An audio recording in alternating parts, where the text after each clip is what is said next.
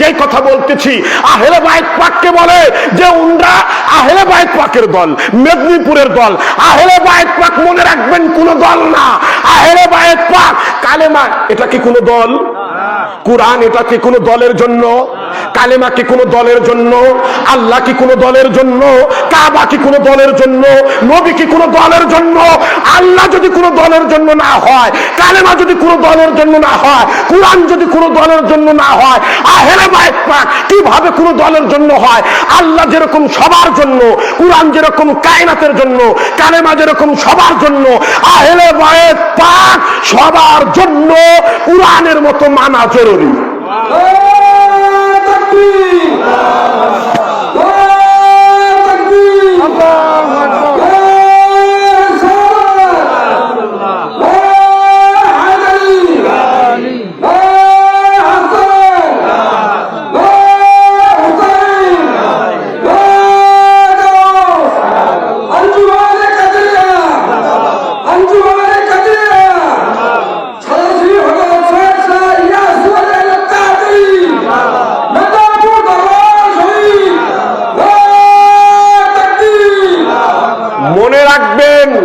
এই যে আজকে মুহররম করেন, হাই হুসাইন বলেন, ওরস করেন, সিন্নি খান, তাজিম করেন, মাজারে যান, সেজদা করেন, কিয়াম করেন, নবীকে হাজির নাজির মানেন, এটা আমার আপনার আকীদা না।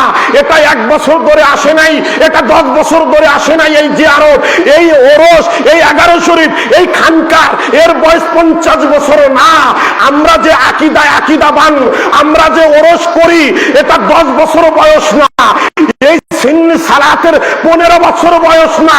আমরা যে আকীদার বিশ্বাসী, এই আকীদার বয়স 1500 বছর আগের আকীদা।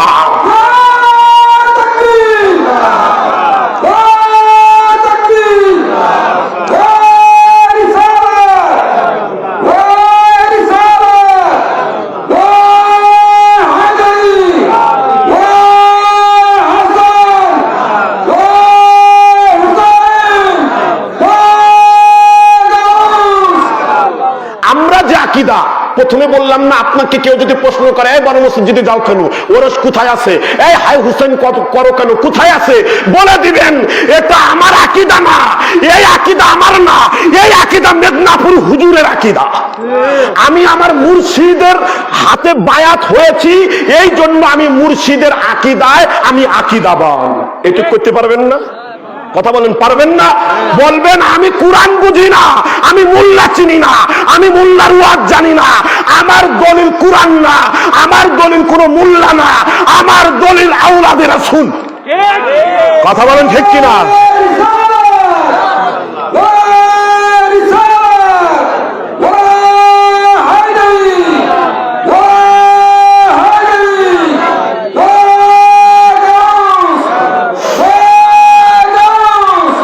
এবার আসেন, আপনি যখন আপনার পীরকে দেখা দিবেন, বর্তমান পীর, বর্তমান মাওলা, বর্তমান সাজ্জাদ নসিম গদনিশিন, বড় মালিক পাক ওনার ভাতিজা মাওলা ইয়াসুফ আলী আল কাদরি মাদ্দাজিল্লুল আলী ওনার চেয়ারে বসাই রেখে গিয়েছেন।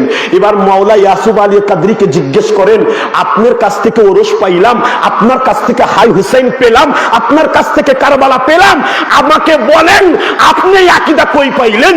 মাওলা ইয়াসুফ আলী আল কাদরি বলবে, আমার চাচা, আমার মুর্শিদ, আমার দাদা, আমার বাবা পর্দা হুজুর পাক এই আকীদায় ছিল, আমরা এই জন্য এই আকীদায়।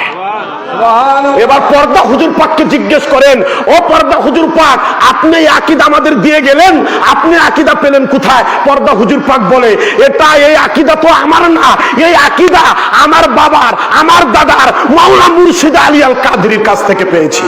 মাওলা মুর্শিদ আলীকে জিজ্ঞেস করেন মাওলা পাককে, আপনি এই আকীদা কই পেলেন, আপনি এগুলা কই পেলেন? মাওলা হুজুর পাক বলবে, এটা তো আমার আকীদা না, এটা আমার বাপ দাদার আকীদা, আলা হুজুর পাকের আকীদা, সানি গাউস পাকের আকীদা। বলেন সুবহানাল্লাহ। সানি গাউস পাককে জিজ্ঞেস করেন, আপনার এই আকীদা কই পেলেন? উনি বলবে, আকীদা তো আমার না, এই শিক্ষা তো আমি দেই নেই, এই শিক্ষা আমাকে দিয়েছে হুজুরে গাউসে পাক। হুজুরে গৌসে পাককে জিজ্ঞেস করেন আপনার এই আকীদা আসলো কোথা থেকে? হুজুরে গৌসে পাক বলবে যে আমি মাওলা হুসাইন থেকে আকীদা পেয়েছি।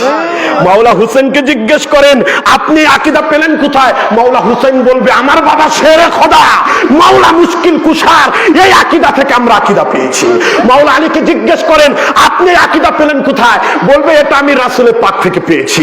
রাসূলের পাককে জিজ্ঞেস করেন আপনি আকীদা পেলেন কোথায়? আপনি হায়াতুল মুরসালিন কিভাবে, আপনি নূর কিভাবে?